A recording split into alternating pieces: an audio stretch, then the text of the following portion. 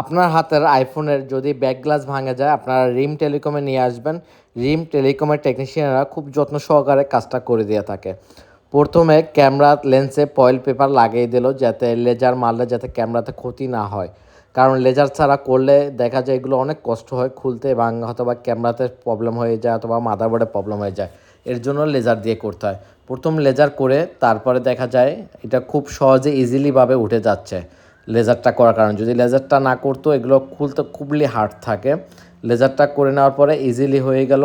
তারপরে দেখা যায় একটা নতুন অরিজিনাল ব্যাক গ্লাস আনলো। ব্যাক গ্লাস আনার পরে সুন্দর করে গাম দিয়ে এটা আবার লাগে দিল।